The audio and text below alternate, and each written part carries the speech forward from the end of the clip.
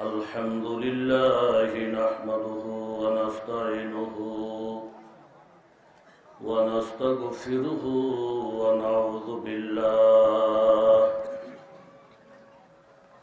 ونعوذ بالله من شرور أنفسنا ومن سيئات أعمالنا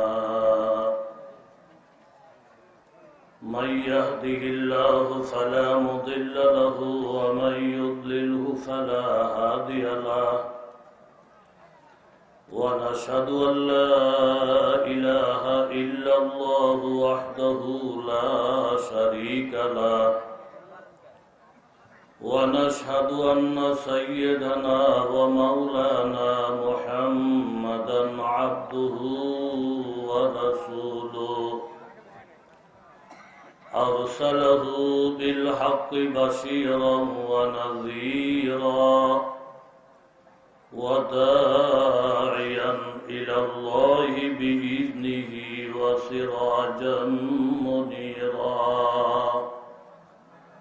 إن الله وملائكته يصلون على النبي يا أيها الذين آمنوا صلوا عليه وسلموا تسليما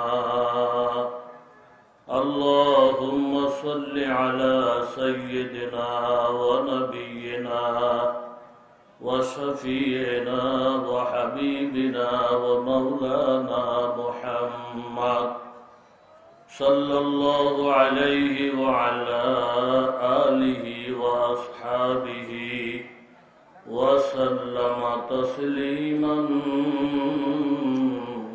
كثيرا كثيرا أما بعد فأعوذ بالله من الشيطان الرجيم بسم الله الرحمن الرحيم وما كان لمؤمن ولا مؤمنة إذا قضى الله ورسوله أمرا أن يكون لهم الخيرة من أمرهم ومن يعص الله ورسوله فقد ضل ضلالا مبينا وقال النبي صلى الله عليه وسلم والذي بيده نفس محمد لو بدأ لكم موسى فاتبعتموه وتركتموني لضللتم عن سواء السبيل لو كان موسى حيا وأدرك نبوتي لاتبعني أو كما قال النبي عليه الصلاة والسلام صدق الله العظيم وصدق رسوله النبي الكريم ونحن على ذلك من الشاهدين والشاكرين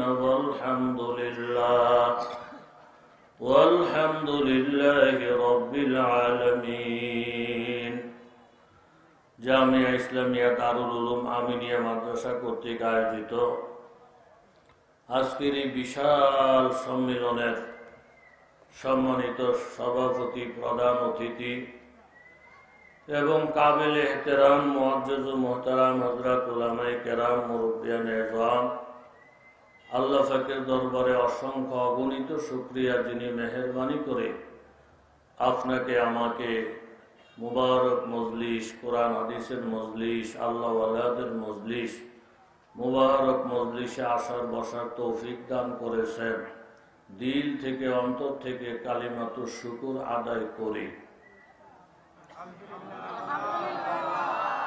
আর একটু জোরে এখন তো কালিমাতুশ শুকর আদায় করতে বইলা মনটা পরীক্ষা করলাম কি বলেন দেখি এই পরীক্ষায় বহু জায়গায় ফেল কালিমাতুশ শুকর আদায় করি যখন আমি চুপ থাকি সব চুপ হয়ে বসে থাকে পরে বলি যার যেটা বুঝে আসে পরে, তখন কেউ সুবহানাল্লাহ পরে, কেউ আল্লাহু আকবার বলে, কিছু কিছু লোকে আলহামদুলিল্লাহ বলে। এইটাও তো একটা এলেম, জ্ঞান। কথা বলেন ঠিক নেই? হযরত মাওলানা নজরুল ইসলাম কাসিমি সাহেব আমার একবারে কলিজার টুকরা। কি পরিমাণ মহব্বত যে আমি ওনাকে গায়েবানা করি, সব সময় দোয়া করি, আল্লাহ এই ধরনের কিছু রিজার্ভ ব্যক্তি আমাদের সামনে যদি না আসে, দিন প্রসার করব কারা? আল্লাহ তাআলা আমার এই ভাইয়ের হায়াত অনেক লম্বা করে দেখ, তৈয়বা বানায় দেখ, শত্রু বালা মুসিবত, অসুখ বিসুখ, অ্যাক্সিডেন্ট, দুর্ঘটনা সবকিছু থেকে আল্লাহ তাআলা হেফাজত করুক। গলার আওয়াজটা মরণ পর্যন্ত আল্লাহ তাআলা ভালো রাখুক। প্রত্যেকটা আজা জাওয়ারে আল্লাহ তাআলা সুস্থ রাখুক। একটু জোরে বলেন হযরত মাওলানা মহিউদ্দিন খান সাহেব জানেন আমার খুব মহব্বতের মানুষ। সোনারগাঁও, বারুদি, পরমেশ্বরদি অনেক প্রোগ্রাম আল্লাহর মেহেরবানি হয়। রাত্র যেহেতু বেশি হয়ে গেছে, আপনাকে কষ্ট না দিয়া ছোট্ট একটা মনোযোগ দিয়া সাইরে দিলে মনে হয় ভালো। কথা বল না কা? এরকম বিরক্ত করে মানুষের জোর করে ওষুধ খাওয়ান যায়, তাহলে আমার এই জ্ঞান বুদ্ধি আসে আল্লাহর রহমতে।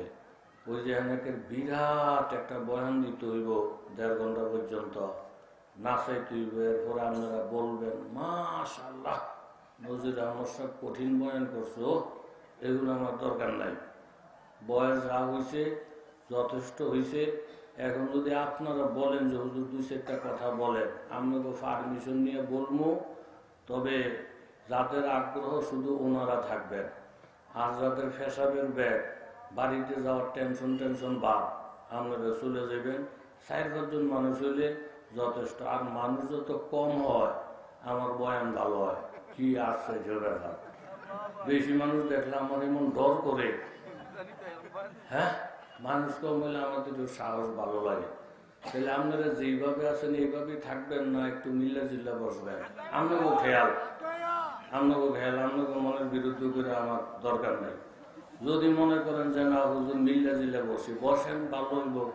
আর যদি মনে করেন হুজুর আপনার কামাই খাই না, আপনি কোনো বেতনটা আমাদেরকে দেন না, আমগো কামাই আমরা খাই, আমরা পিছিয়ে বলি আমগো ইচ্ছা, সামনে বলি আমগো ইচ্ছা, হ্যাঁ আমি কারোর সাথে জোর জবরদস্তি করি না।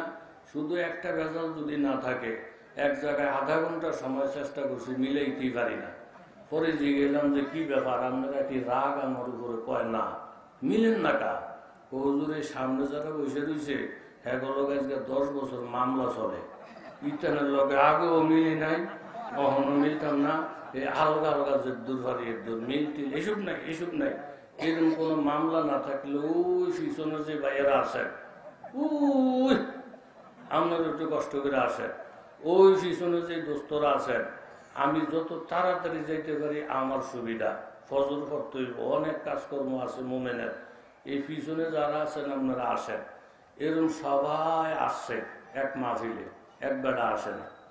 পরে আমি বললাম যে প্রত্যেকটি মানুষ আমার কথা শুনলে, লোকটা শুনলো না, মনে অসুস্থ, শুয়ে রয়েছে। আপনারা 4-5 জন গিয়া একরামের সাথে ওনারে ধইরা আলগি দিয়া নিয়ে আসেন।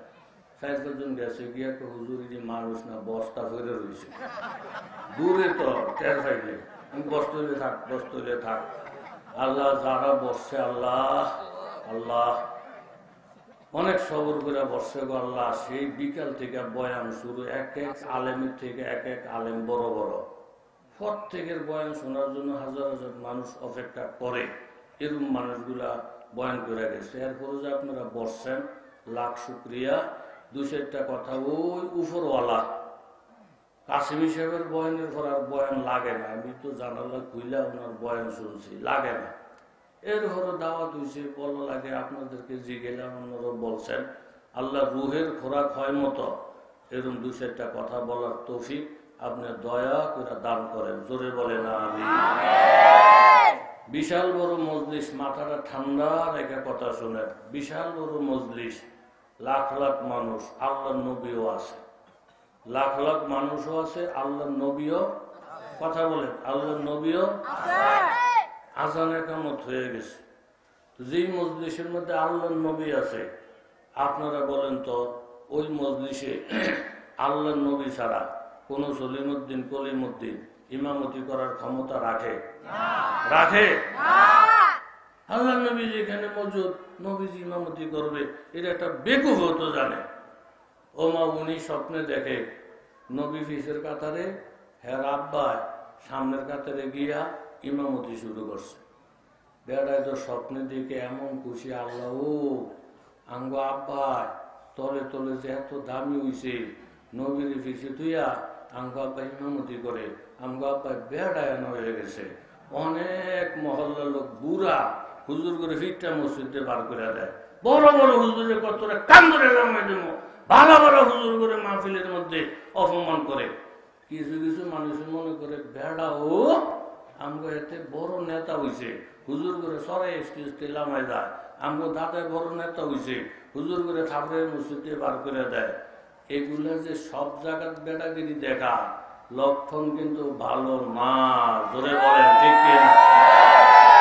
হারলা জয় মুমেন কি নয়শান নয়ান, হারলা জয় মুমেন কি নয়শান নয়ান, गुफ्तार में रफ्तार में अल्लाह की बुरहान, कहारी व गफ्फारी व कुद्दूसी व जबरूत, ये चार अनासर तो बनता ही मुसलमान।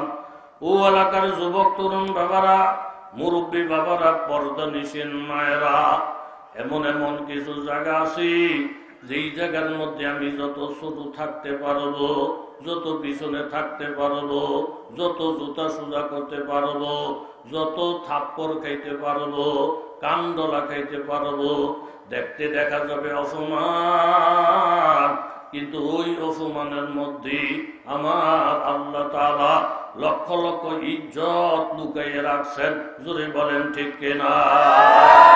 লক্ষ লক্ষ মানুষের সমাবেশ, সেখানে আল্লাহর নবীও আছে, নবী ইমামতি করবেন।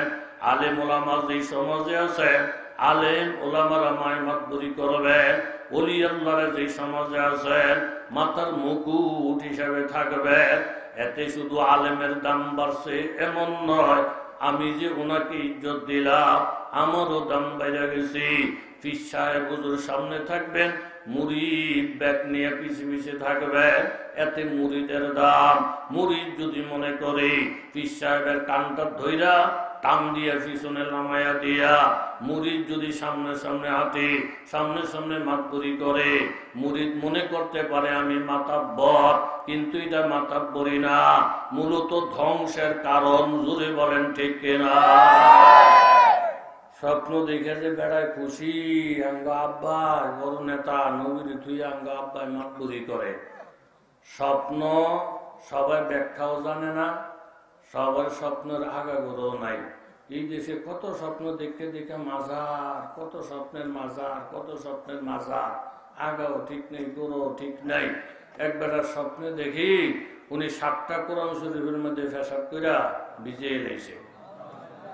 ডরে বউর কাছে পর্যন্ত বলেন আল্লাহ। আর আমার কাছে যদি বলতো, আমরা কইতাম তার আর দিদি একটা একটা করে ফল ফল, আর তারে পুকুরের মধ্যে চুবা, তারে জেঠা মারে দিয়ালা, তে থাকলে খোদার গজব যে কোনো টাইমে পড়বো। আপনি উল্টা পাল্টা ব্যাখ্যা করেন না, স্বপ্নের বিষয়টা আলাদা আলাদা। কথা জোরে বলেন ঠিক নেই? সু কারণ আছে বলে নাই, স্বপ্নের ব্যাখ্যা জানেন যিনি, মোহাম্মদ ইবনে সিরিন রহমতুল্লাহ আলাই, সোজা ওনার কাছে গেছেন। হুজুর ডরে ভয়ে কারণে বলি না, আপনি মাইকটাক দিন না, আগে শোনেন। হুজুরকে বলেন, আমি স্বপ্নে দেখি 7টা কোরআন শরীফের মধ্যে পেশাব কইরা 7টা কোরআন শরীফ ভিজিয়ে দিয়েছি। হুজুর আমি ডরে সারা রাত্র আমার ঘুম হয় না, অনেক ডরে আপনার কাছে আসছি। হুজুরকে আপনি কোনো টেনশন করেন না, আজ্ঞা। কাছে আসার পরে 2 গালে 2টা চুমা, কপালটাতে একটা চুমা, বকটার সাথে বকটা মিলেয়া একটা মুস্কি হাসি দিয়ে বলেন, বাবা আপনার স্বপ্নের ব্যাখ্যা অনেক ভালো, আপনাকে আল্লাহ তাআলা 7টা ছেলে সন্তান দিবে, 7টা ছেলে কোরআনের হাফেজ হবে। আল্লাহ আজ जो गुनहगार हो आए खालिक अकबर, आज जो गुनहगार हो आए खालिक अकबर, दिन रात ही करता हो दुआ हाथ उठाकर, ये यशरब में जूहे रोज़ाए फूर नूरे पैगंबर, उस गायरुती जन्नत की ज़ियारत हो मुयस्सर। সব মানুষের স্বপ্ন ঠিক নাই, স্বপ্নের ব্যাখ্যাকারীও পাওয়া যায় না। এই জন্য মুজাদ্দিদে মিল্লাত হাকিমুল উম্মাত থানভী রহমাতুল্লাহ আলাইহি বলেন, বর্তমানে স্বপ্ন দেখার মানুষও নাই, স্বপ্নের ব্যাখ্যা করার লোকও নাই। যার তার কাছে স্বপ্নের কথা বলবেন না, উল্টা পাল্টা ব্যাখ্যা করলে ফলাফল খারাপ হয়ে যাবে। মুহাম্মদ ইবনে সিরিন রাহমাতুল্লাহ আলাইহির কাছে বললেন, হুজুর আমার আব্বা ইমাম, আল্লাহর নবী মুসল্লি, আমার আব্বা বড় লোক হয়ে গেছে, বড় বুজুর্গ হয়ে গেছে, নবীর পিছনে থুইয়া আমার আব্বা ইমামতি করতে দেখলাম, হুজুর এই স্বপ্নের ব্যাখ্যা কি? হুজুর বললেন, লাফালাফি করো না, এইভাবে চিল্লাফাল্লা করিও না, স্বপ্নের ব্যাখ্যা বড় খারাপ। নবীর পিছনে থুইয়া তোমার বাবা ইমামতি করে বলে, হা এই স্বপ্নের ব্যাখ্যা হইল তোমার বাবার মরণ কাছাইছে, ধ্বংস কাছাইছে, জানাজা যদি পাইতে চাও তাড়াতাড়ি বাড়িতে চলে যাও, না হয় জানাজাও নসিবে হইবে না। বেশি ওয়াজ লাগে না। নাতিনদারে বিয়ে দিয়া দাদাটাকে লাফ মারে, তো হুজুর নাতিনদারে ইউনিভার্সিটি পড়াইলাম, কত না করলেন, এই হুজুরকে কথাবার্তা শুনি নাই। ঢাকা ইউনিভার্সিটি থেকে মাস্টার্স কমপ্লিট, জামাইটাও ঢাকা ইউনিভার্সিটি, এমন একটা স্বামী আল্লাহ তাআলা মিলেই দিছে। নাতিনদারে এত মানে মার্কেটে যাক, বেড়াইতে যাক, যেখানে যাক, জামাইটা সব সময় পিছনে থাকে, নাতিনটা টাকা পয়সার ব্যাগ লইয়ে সামনে থাকে, রিক্সার ভাড়া দেয় নাতিনে, জামার ভাড়া দেয় নাতিনে, ঘর ভাড়া টট করে গণ্যাতে নাতিনে, নাতিনের উপরে দিয়া জামাইটা একটা কথাও কয় না, লাগে যখন একটা কামের বল হক আমার নাতিনের পিছিয়ে ঘুরে। আল্লাহ নাতিন দিয়ে এরম ইজ্জত দিছে, এরম সম্মান দিছে। আমার কাছে জানতে চাই, নাতিন থাকবো পিছিয়ে, জামাই থাকবো সামনে, এই জায়গায় জামাইদের কান্ডার ধরে পিছিয়ে ধুইয়া নাতিনদের যদি সামনে লবল মাকদুরি বাপ দেখা, এতে কি নাতিনের দাম বাড়ছে না কমছে? এখন আপনি 100টা জায়গার মধ্যে জিনিসটা মিলান আর কিয়ামতের আলামত টাইনা বাহির করেন। দামি মানুষগুলো এখন ডাস্টবিনে হালাইয়া, আর যেগুলার ফার্স্ট ফায়ার দাম নাই সমাজে, এগুলা লাডি ঘুরায়। কথা বলে বলেন ঠিক? লাডি কয়দিন ঘুরাইবি? লাডি ঘুরানোর লক্ষণ বালা না। নেতা হয়ে গেছ বাপতাছ, নেতা না, তোর মরণ কাছাইছে। জোরে বলেন ঠিক কিনা? হুজুর যা তোর বাপ মরে গেছে, জানাজা শরীর নাইলে জানাজা খাইতি না, হুজুরকে কথা জুত লাগে না। মনসিকের কাছে আইলে দেহি উন্নতি, এরাকে অবনতি, দেহি উন্নতি, এরাকে অবনতি। তার ঘরে গেছে বাড়িতে গিয়ে দেখে জানাজা রেডি। কার? আবার কার? আপনার আব্বার। জানাজা হইয়া দাফন টাফন শেষ কইরা হুজুরের কাছে গেছে, হুজুর এমন একটা মোবারক স্বপ্ন, ব্যাখ্যাটা এত খারাপ, মনটা ভালো লাগে নাই, কিন্তু বাড়ি দিয়ে ঠিকই বাবা মারা গেছে। এই স্বপ্নের যে এই ব্যাখ্যা দেখলাম ইমামতি, আপনার মরণ, ফাইজিও মরণ, এই স্বপ্নের যে ব্যাখ্যা আপনি বুঝলেন কিভাবে? হুজুরকে আমরা বৈশা থাকি না, কোরআন হাদিস পড়ি, মুসল্লির জায়গা হলো ইমামের ফিসে। আল্লাহ নবী সকলের স্বীকৃত ইমাম, সব নবীদের ইমাম। ইমাম থাকবো সামনে, মুসল্লি থাকবো ফিসে। এটা হলো মুসল্লির ইজ্জত সম্মান। কথা বলেন ঠিক নেই? কিন্তু কোনো মুসল্লি যদি মারা যায়, তখন এই লাশটা ইমামের সামনে এসে করে, ইমামে হার ফিসে দাঁড়াইয়া জানাজার নামাজ পড়ায়। তাহলে মুসল্লি ইমামের সামনে যাওয়া, এটা কি বাসনের লক্ষণ না মরণের লক্ষণ? আলেমর আমার কানে ধরে ফিসে হালাই দিলেন, আল্লাহ আল্লাহ করে কানে ধরে পিছনে হালাই দিলেন। নামাজ নাই, রোজা নাই, টুপি নেই, দাড়ি নেই, নিশা মদ গামজা খাইয়া টাল হয়ে করে থাকে। একটা আল্লাহ আল্লাহরে ফাঁস পাই দিয়েও করে না, ঠেললা পিছনে ধুইয়া হ্যাঁ সামনে গিয়ে টন টন টন টন বাহাদুরি দেখায়। এটা কি বাহাদুরি দেখানি হইল না মরণ দ্বারে টাইম না আনলো? ওয়ামা কানা লিমুমিনিন ওয়ালা মুমিনাতিন ইযা কাদাল্লাহু ওয়া রাসূলুহু আমরা আইয়াকুনা লাহুমুল খিয়ারা মিন আমরিহিম ওয়া মান ইয়াসিল্লাহা ওয়া রাসূলাহু ফাকাদ দাল্লা দালালাম মুবিনা। সূরাতুল আহজাব 21 পারা 22 পারা 36 নম্বর আয়াত আপনাদের সামনে তেলাওয়াত করেছি। এই আয়াতটাকে সামনে রেখা দুই চারটা কথা বলার নিয়ত। এই ঘটনা থেকে আপনারা বুঝতে পারলেন আল্লাহ বলারা সামনে থাকলে আমাদের মর্যাদা বাড়ে, মুরব্বীরা সামনে থাকলে আমাদের মর্যাদা বাড়ে, মুসলমানেরা সামনে থাকলে আমাদের মর্যাদা বাড়ে। সামনের কাতারের লোকগুলারে চেষ্টা করে যদি পিছনে আনি, আমি যদি সামনে বাড়তে চাই, এই সামনে বাড়া হবে না, এটা পক্ষান্তরে ধ্বংসের কারণ হবে, মরণের কারণ হবে। ওমর ইবনুল খাত্তাব রাদিয়াল্লাহু তাআলা আনহু বলেন, ইন্না কুন্না আযাল্লা কওমিন ফাআযানাল্লাহু বিল ইসলাম। নবীর উম্মতেরা জেনে রাখো, আমরা ছিলাম বড় বড় জাতি, আমরা ছিলাম ধ্বংসপ্রাপ্ত জাতি, কিন্তু আল্লাহ তাআলা আমাদেরকে ইসলামের কারণে ইজ্জতওয়ালা বানাইছে, সম্মানী বানাইছে। হযরত ওমর বলেন, আমার নিজের ঘটনা, কলমা পড়ার আগে আমি বলদ ছিলাম, ফুফু আম্মার বকরি গুলা নিয়ে ময়দানে যাইতাম।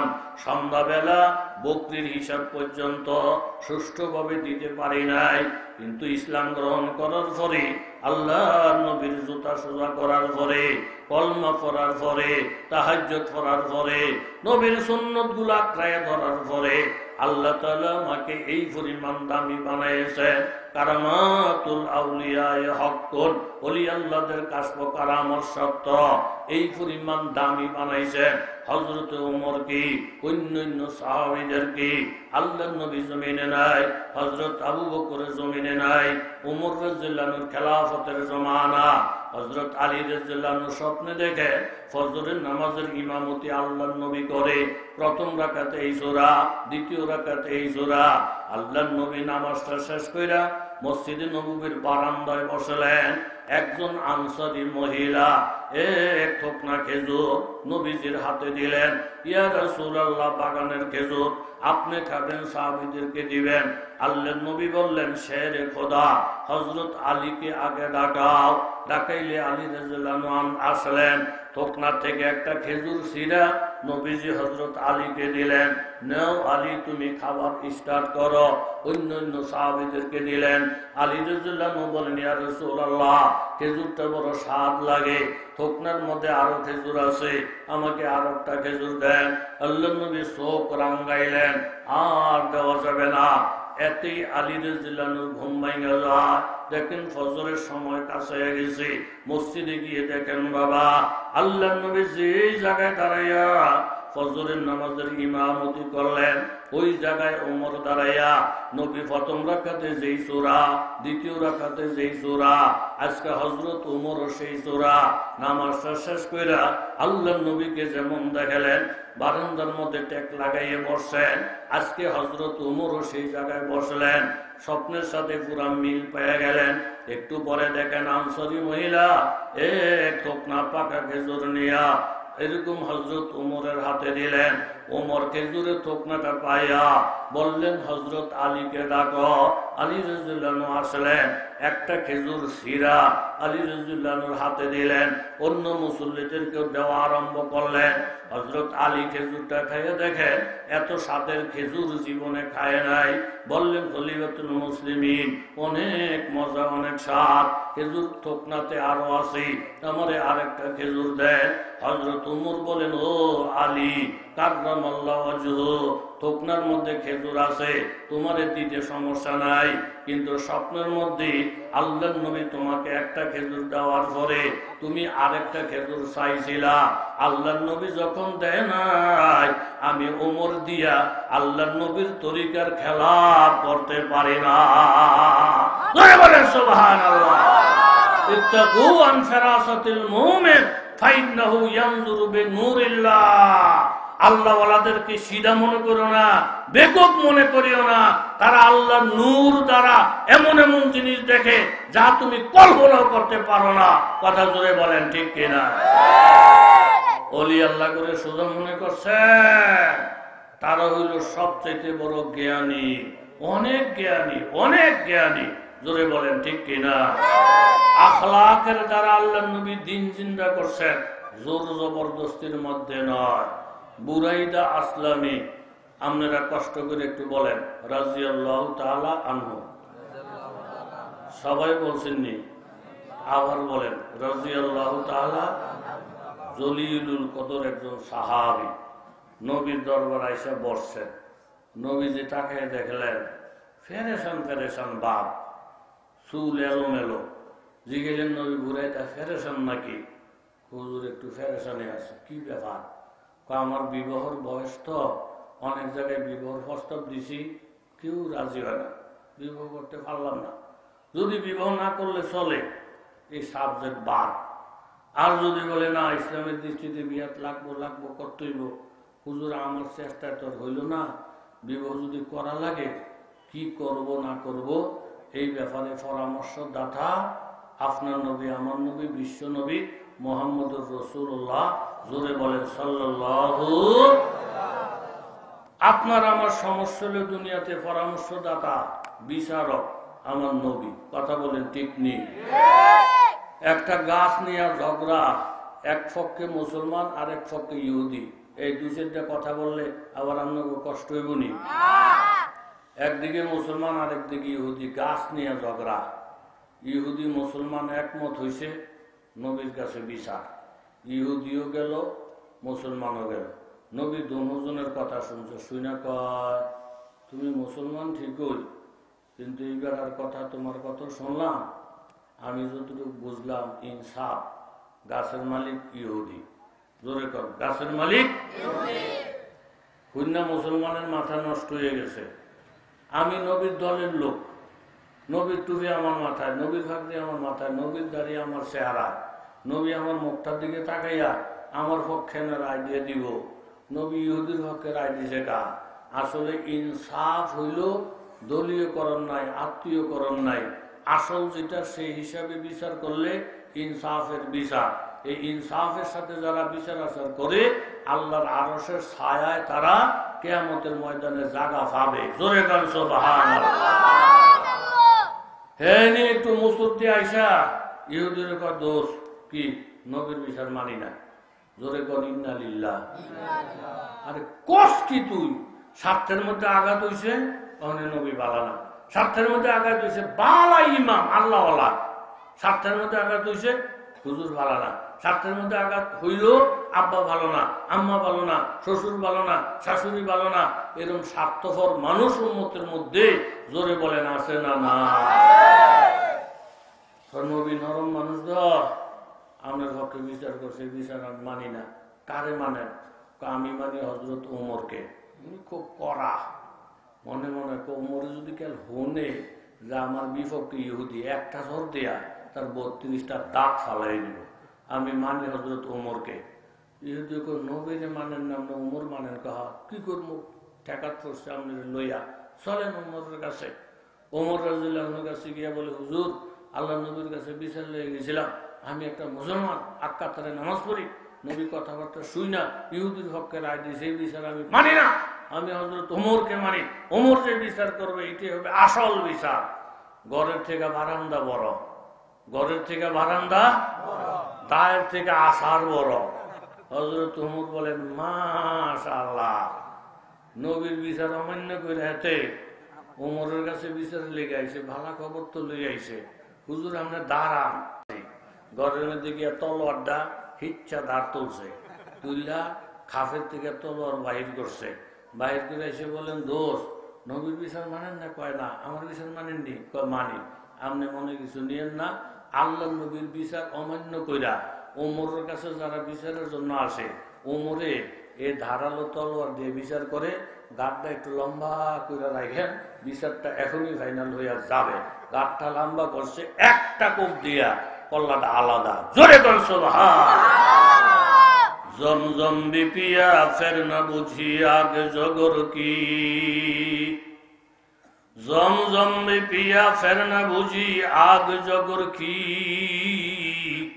কাবা বিগিয়া ফের না হুই হোবে সনম কি, আরফা বিগিয়া ফের না দেখা নূরে খোদাই, ইয়াস রাব্বি গিয়া ফের না হুই দিল মে তসল্লি। নবীর বিচার মানে না, নবীর ফয়সালা মানে না। হযরত উমর কল্লাটা ফালাইয়া দিলেন, চতুর্দিকে খবর ছড়াইয়া যায়, উমর ইবনুল খাত্তাব মুসলমান হত্যা করে ফেলছে। কোরআনের আইন অনুযায়ী এখন উমরের কল্লা ফালাইতে হবে, কিসাস কায়েম করতে হবে। চতুর্দিকে মুসলমানেরা পেরেশান, উমরের মতন সাহাবী হারাইয়া ফেললে ইসলামের বড় ক্ষতি হয়ে যাবে। আল্লাহর নবী পেরেশান, উপরের ফয়সালা ছাড়া নবীজি কোনো ফয়সালা করেন না। নবীজি পেরেশান, উমরকে কি হত্যা করা লাগে কিনা। ঠিক এই টাইমে সূরাতুন নিসা ৫ পারা ৬৫ নম্বরের আয়াত আল্লাহ তাআলা নাযিল করলেন, ফালা ওয়া রাব্বিকা লা ইউমিনুন হাত্তা ইউহাক্কিমুকা ফীমা শাজারা বাইনাহুম সুম্মা লা ইয়াজিদু ফি আনফুসিহিম হারাজাম মিম্মা কাদাইতা ওয়া ইউসাল্লিমু তাসলিমা। এই আয়াতের সারাংশ হলো এই বাবারা, আল্লাহ তাআলা নবীকে জানাই দিলেন, রাসূল যেই মুসলমানটা নবীর বিচার মানে নাই, আল্লাহ নবীর বিচার অমান্য করার সাথে সাথে সে আর মুসলমান থাকে নাই, সে মুরতাদ হয়ে গেছে, ইমানের থেকে খারিজ হয়ে গেছে। হযরত ওমর যে লোকটারে হত্যা করছে, দেখতে যদিও মুসলমান দেখা যায়, শুরুটা যদিও মুসলমানের দেখা যায়, নবীর বিচার অমান্য করার কারণে সে বেঈমান হয়ে গেছে, মুরতাদ হয়ে গেছে। আমি আল্লাহ তাআলার ফয়সালা, ইসলাম ধর্ম অমান্য কইরা, নবীর হুকুম অমান্য কইরা যদি কেউ মুরতাদ হয়ে যায়, তারে কতল কইরা দেওয়া শরীয়তের দৃষ্টিতে ওয়াজিব হয়ে যায়। জোরে গান সুবহানাল্লাহ। সে আর মুমিন নাই, মুমিন নাই, মুরতাদ, মুরতাদের কতল করে দেওয়া ওয়াজিব। আপনাদের কাছে জানতে চাই, ওই যে আপনার এই যে ব্লগার, নাস্তিক ব্লগার, যে ব্লগারের আল্লাহরে গালি দেয়, আল্লাহ খাটের তলে বসে বসে মদ খায়, আল্লাহ নবীরে চরিত্রহীন বলে, খাদিজাতুল কুবরা নবীরে জুতা পিটা করছে চরিত্র নষ্ট হওয়ার কারণে, নবীরে গালি দিয়া, আল্লাহরে গালি দিয়া, ইসলামে গালি দিছে যারা, এই সমস্ত ব্লগাররা তারা মুসলমান আছে না মুরতাদ হয়ে গেছে? যারা মুরতাদ হয়ে গেছে, এই মুরতাদদেরকে কতল করে দেওয়া ওয়াজিব ছিল, শরীয়তের বিধান ছিল। যারা নবীরে গালি দেওয়ার কারণে, যারা যেই সমস্ত মুমিনেরা হত্যার কাজ ঘটাইছে, তারা ন্যায় কাজ করছেন, কোরআনের কাজ করছেন, হাদিসের কাজ করছেন, এখন তাদেরকে যদি উল্টা বাংলার জমিনে ফাঁসি দেওয়া হয়, তাহলে 13 কোটি মানুষের কলিজায় আগুন ধরাইয়া দেওয়া হবে। এটা মুসলমান মাইনা নিবে না। নবীরে গালি দিলে, আল্লাহরে গালি দিলে এদেরকে হত্যা করাটাই এটাই ইসলামের সিদ্ধান্ত। জোরে বলেন ঠিক কি? একমত আছেননি আপনারা? বুরাইদা আসলামী সাহাবী, মন দিল খারাপ, কথা মনে আসেনি? আপনারা ঘুমিয়ে গেছেন। আপনারা সোনারগাঁর মানুষ দেখে না আমি মাইকের সামনে আসছি, অন্য জায়গায় হইলে আসলাম, ওই নইলে আসতাম না। কি লিখে জানি তো, কথার আগা করা বুঝতো না, বুঝে বুঝে ঘুমাইব। একজনের কুদুর বিড়ি খেয়ে, আর কুদুর চা খেয়ে, এই এলোমেলি দরকার নাই। আপনারা যে সোনারগাঁর সোনার মানুষ, আল্লাহ সোনার মানুষগুলারে জান্নাতি বানাইয়া দেখ। কারোরে ভাই নাই, আর রাসূলুল্লাহ আপনার কাছে আসছি, আপনি যেই ফয়সালা দিবেন এই ফয়সালা, এটা বইলি মুনাজাত দেব, তাহলে কথার একটা ফিনিশিং হবে। নবী বলেন, আমার কথায় বিবাহ করবানি? কোরবানি আমার কথায়? নবী বললেন হা। বুরাইদা বলেন হা। তো ঠিক আছে, মনোযোগ দেন। লাখের মধ্যে বাসা, 1 নম্বর সুন্দরী হওয়া লাগবো মেয়ে, 2 নম্বর জমিদার, বুঝছ জি হুজুর, 3 নম্বর হলো দিনদার। এই 3টা শব্দ যেখানে পাইবা, মেয়ের বাপের প্রস্তাব দিয়ে বলবা তোমার কাছে বিবাহ দিতে। বুরাইদা রাজুলান আল্লাহ, নবী কি কথা কয়, লাখের মধ্যে বাসা, আমি কি এত সুন্দর, আবার কয় জমিদার, আমি জমিদার, আবার কয় দিনদার, এটা নাহলে বিশ্রাইলাম। তো নবী যে শর্ত দিয়েছে এটা তো বড় লোকের কাম, আমি তো সাধারণ মানুষ, আমি এরকম বড় লোকের মাইয়া, আবার লাখের মধ্যে বাসা সুন্দরী, আবার দিনদার, খেলায় আমার কাছে বিয়া দিব। দেখ না দেখ এটা পরে, নবী যে কথা বলছে, নবীর হুকুম মানে আমার উপর ওয়াজিব। চেষ্টার মালিক চেষ্টা করে নবীর হুকুম মাইনা যায়, ফয়সালার মালিক জোরে বলেন কে? এটা কথা, এটা নবী যা বলছেন বুঝা আসুক না আসুক, আমল করা এটা উম্মতের কাজ, জোরে বলেন ঠিক নেই?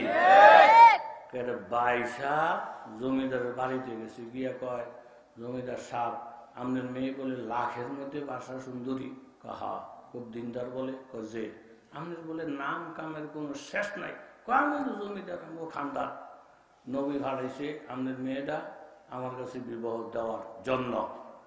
এটা হইনা জমিদারের মাথা নষ্ট। আর ইদি কি কয়, মায়ার বাপ আমি তো একটা অভিভাবক শরীয়তের দৃষ্টিতে, তো তোমার কয়টা বাড়ি কয়টা ঘর আমি জানি না, এর মধ্যে আমি মেয়েটা তোমার কাছে বিয়াদন চলে, যদি বলছো আর কারোর বইল না, তাড়াতাড়ি যেমনি যাবা যাবা যাবা, বিদায় করে দিস।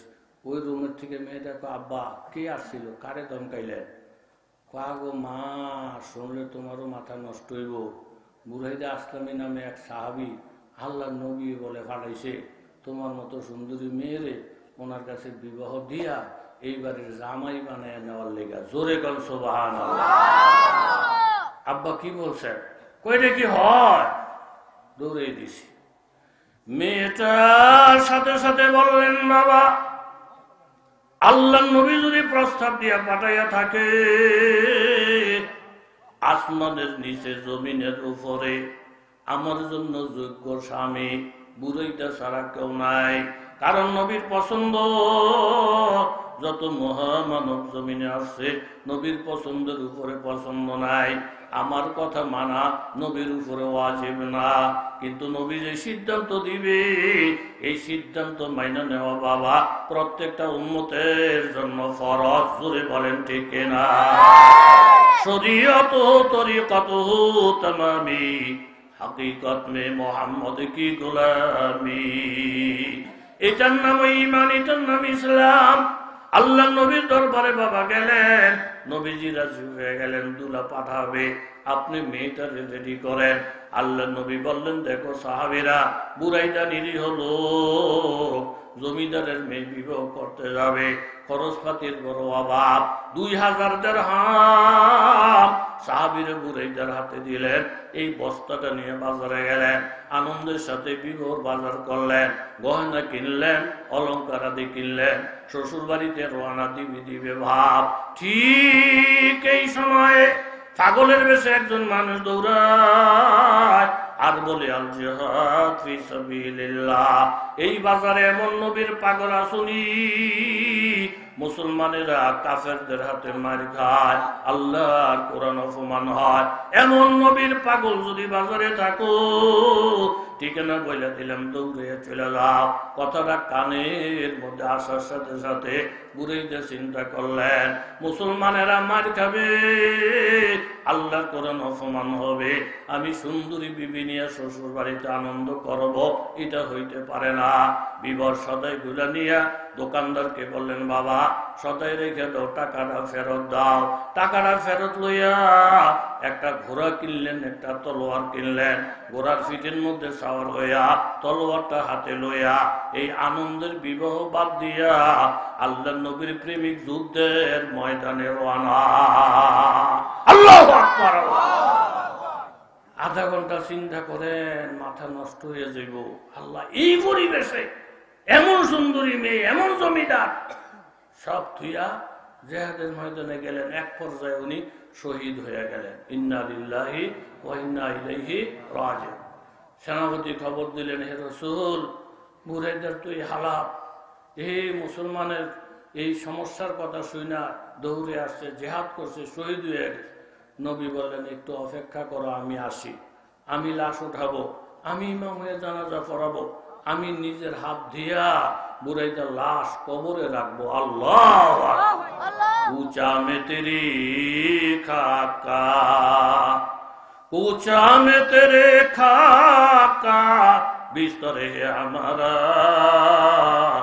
ये फर्श तो मखमल से भी बढ़कर ही हमारा, दीदार खुदा चलवाए अहमद है नजर में, क्या ईद का दिन अरसे महशर है हमारा। আল্লাহর নবী ইমামতির জন্য দাঁড়াইলেন, সাহাবাই কেরাম কাতার সোজা করলেন, নবীজি ইমামতির দিকে যাবে যাবে বাপ দেখে দেখা আস্তে আস্তে নবীজি কদম মারে। সাহাবীরা বলে, ইয়া রাসূলুল্লাহ, স্বাভাবিক ভাবে না হাইটা হাইটা নবীজি অস্বাভাবিক আস্তে আস্তে কদম মারেন, কারণ কি? নবী বললেন, সাহাবীরা শোনো, বুরাইদার জানাজায় শরীক হওয়ার জন্য আসমান থেকে এই পরিমাণ ফেরেশতা জমিনে নামছে, আমি মুহাম্মদুর রাসূলুল্লাহ ফাও রাখার জায়গা দেখতে পাচ্ছি না। আল্লাহর নবী ইমামে জানাজা পড়ালেন, লাশ নিয়ে যখন কবরের দিকে রওনা, নবীজি কান্দে, সাহাবায়ে কেরাম কান্দে। হঠাৎ আমার নবী আসমানের দিকে তাকাইয়া একটা মুচকি হাসি দিলেন। সাহাবীরা বলেন, রাসূল গো, এই কান্নার মাঝে হঠাৎ করে রহমতের নবীর চেহারায় হাসি, রহস্যটা বুঝলাম না। নবী বলেন, সাহাবীরা শোনো, আমি আমার নবুয়তের চক্ষু দিয়ে যা দেখি, আসমানের দিকে তাকাইয়া দেখি অসংখ্য হুর পরীরা, কত সুন্দর যে আল্লাহ তাদেরকে বানাইছে, কত রূপ লাবণ্যতা যে তাদের, বিবাহর মেহেন্দি হাতে লাগাইয়া শাড়ি পরিধান কইরা আমার দিকে তাকাইয়া বলে, নবী গো, বুরাইদার ঠইগা যায় নাই, যত তাড়াতাড়ি বুরাইদার লাশ কবরে যাবে অত তাড়াতাড়ি আল্লাহ তাআলা আমাদের সঙ্গে বুরাইদার বিবাহ পড়াইয়া দিবে। ও সাহাবীরা, মেয়েটারে সুসংবাদ দিয়া দাও। নবীর কথাটা শুই না, সাথে সাথে রাজি হয়ে যায়। আল্লাহ নবীর কথা মানা ফরজ। আমি মুহাম্মদুর রাসূলুল্লাহ এই জীবিত থাকা অবস্থায় ওই মেয়েটারে জান্নাতের সুসংবাদ দিলাম। এই কথাটাই আল্লাহ তাআলা আয়াতের মধ্যে বলে গেছেন। মুমিন পুরুষ হোক নারী হোক, আল্লাহ আল্লাহর রাসূলের পক্ষ থেকে কোন সিদ্ধান্ত যদি আইসা যায়, অমান্য করার ক্ষমতা কারো নাই।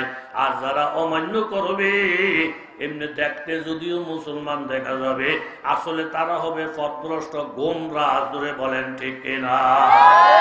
প্রত্যেকটা মানুষের আল্লাহ তুমি কবুল করে, জোরে বলেন আমিন। দোয়া হয়ে যাবে এখন।